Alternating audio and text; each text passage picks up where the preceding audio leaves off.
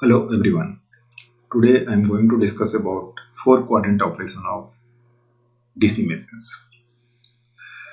Four quadrant operation means motoring mode, reverse motoring mode, braking mode. Braking means forward braking and reverse braking mode. These modes of operations are nothing but when the motor rotates in one direction, then it is known as forward motoring mode. If the direction of rotation is reversed, then it becomes reverse motoring mode. Now, in the forward motoring mode, if the motor is braked, that is known as forward braking mode. And if the motor is rotating in reverse direction, and at that time, if it is braked or speed is reduced, then that becomes reverse braking mode. Now, the braking mode already we have discussed that it is nothing but regenerative action. That means mechanical energy is converted to electrical energy. Now in electrical system, we know that if power is positive, power you can calculate by multiplying the voltage and current across the motor, or in mechanical term, you can multiply torque and speed of the motor.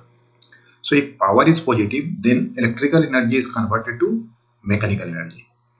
And if power is negative, then mechanical energy is converted to electrical energy.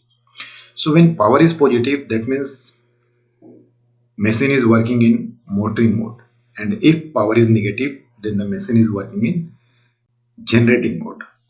So let's see those things.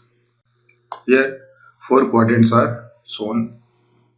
Along this direction torque is positive, in this direction torque is negative. This direction speed is positive, this direction negative. Now in the forward motoring mode, what happens? Torque is positive and speed is positive. That means because of this torque, this speed we are getting. Or you can say torque is assisting the speed. That's why torque and speed are both in same direction. So the multiplication of this one is positive, power is positive. So electrical energy is converted to mechanical energy. That's why it is known as forward motoring mode. Forward because this is our reference direction and it is positive. So it is forward motoring mode. Now in this case, torque is negative and speed is positive. That means torque is opposing the speed. Then power becomes negative. Power negative means it is nothing but generating action. Generating action means braking. And as the speed is positive, at that time brake is applied. So it is forward braking mode. Now this third quadrant. Third quadrant, torque is negative, speed is also negative. So the power is positive. So it is motoring mode. Now reverse motoring because the speed is opposite to the reference one. That's why it is reverse motoring mode. Now reverse braking. Here torque is opposing this speed and the speed of the motor is in opposite to the reference one. That's why it is reverse braking. Power is also negative. Torque into minus omega. So the power is negative. That means mechanical energy is converted to electrical energy. That means braking, generating action. Let's discuss these things with the help of an example. Here it is a counterweight and it is connected with the shaft of the motor through a pulley arrangement, you can say. So this is the shaft of the motor. This is your loaded cage. Now weight of this counterweight is lesser than this loaded cage, but this counterweight is more than empty cage. So considering this one, let's discuss forward motoring mode. Now the loaded cage is moving in the upward direction. This weight is more, this one is less. So torque is to be applied in this direction to lift this load upward. So omega is in this direction. Anti-clockwise direction is considered as positive direction of the speed. At the same time, this developed motor torque should assist this speed. Then only this load will move upward. Now the torque is always opposite to the load torque.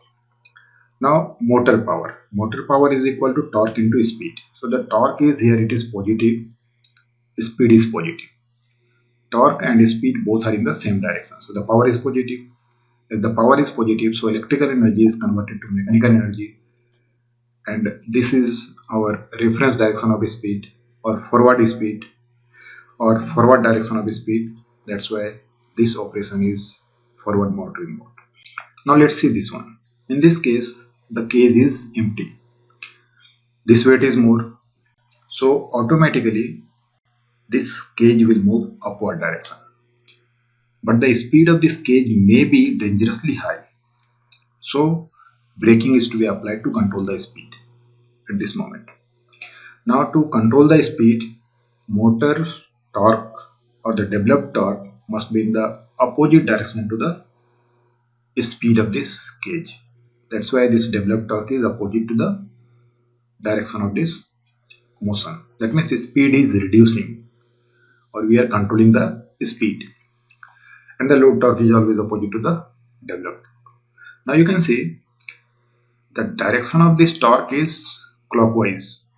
That means negative. But the speed is still positive. So here we can say power is equal to negative. Power negative means it is braking or generating action. And as braking is applied in the forward direction of this rotation, so it is known as forward braking. Now let's consider this third quadrant operation. In this case, empty cage is moving downward. Now to move this empty cage downward, omega must be in this direction. That means clockwise direction. That means omega is negative. Now as this load is more, so to allow rotation in this direction, motor developed torque must assist this speed. So torque is also in this direction. Now this direction is our negative direction or clockwise direction. So the torque is negative, speed is negative. So the power is positive.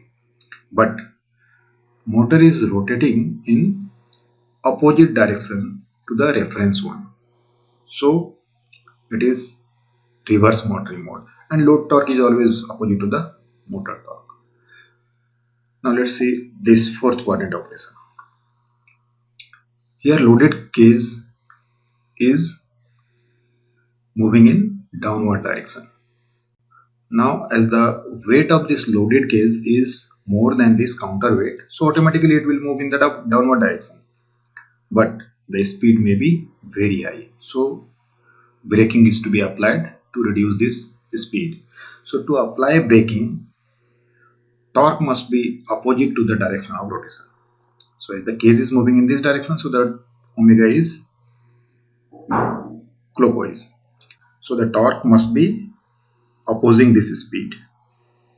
So the torque is positive, but speed is negative. The torque positive, speed negative, and load torque is always opposite to the developed torque. So power is negative. Power negative means generating action. That means braking. As braking is applied in reverse direction with respect to our reference direction, so it is known as reverse braking. Now these things can be obtained using power electronics converter. So let's see that. So when 4 or 2 quadrant operation consisting of forward motoring and regenerative braking is required, a dual converter fed DC separately excited motor drive is preferred. Now this dual converter is discussed in power electronics module. So you can go through that one. So here in brief I will discuss this dual converter.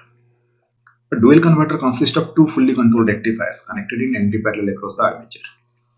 For power rating up to 10 kilowatt, single phase fully controlled rectifier is preferred, and more than that, three phase fully controlled rectifiers are employed. Fully controlled rectifiers can be of single phase or three phase, but in both the case, if the firing angle of the thyristors are more than 90 degree for inductive load, then negative output voltage we will get, and for firing angle less than 90 degree we will get positive output voltage. So already we have seen these things in power electronics module. So based on that, let's discuss the circuit. So here it is, rectifier number 1, or you can say VA. This is VB. This is your separately excited DC motor. Now this is the field winding. It is fed from a separate supply, and this supply voltage is constant. We are not going to control this field current, so this flux will remain constant. So just focus on armature. Now the direction of this armature can be reversed by changing the direction of the current. Now this three-phase AC input is fed to this rectifier. So as it is a rectifier, so DC output voltage you will get. Now this armature can be considered as a RL load or RLE load, or you can say highly inductive load. Now in case of highly inductive load, we know that if firing angle is greater than 90 degree, then output voltage will be negative. That means here will be negative, here positive. And for firing angle less than 90 degree, output voltage will be positive. That means marked this marked direction, positive, negative. Through this thyristor, current will always flow in this direction. So from this rectifier VA, we are getting current in this direction, and both the voltages positive, negative, and here positive, here negative. So both voltage, positive, negative voltage, and positive current we are getting. So we can say that two quadrant operation here we can obtain. Now similarly for this rectifier, current will be always in this direction. That means opposite to the previous one. In this case, current was flowing in this direction. Now in this case, current will flow in this direction. And voltage here also we will get negative, positive, as well as here negative, here positive, if the firing angle is more than or less than 90 degree. Now here you can see there are two inductors. These inductors are used in case both the converters are operated at a time. That means at a time you want to obtain first quadrant, second quadrant, third quadrant, and fourth quadrant, all quadrant operations control you want, then this inductor should be connected in the system. The reason behind it is that suppose at any point, this is the potential at this point and potential at this point. If there is a potential difference, then current will flow from this point to this point or this to this. Likewise from this direction. So there are high chance that current may flow through these rectifiers instead of through the armature conductor. So the thyristor will get damaged. To limit that current or circulating current, these inductors must be connected in the system.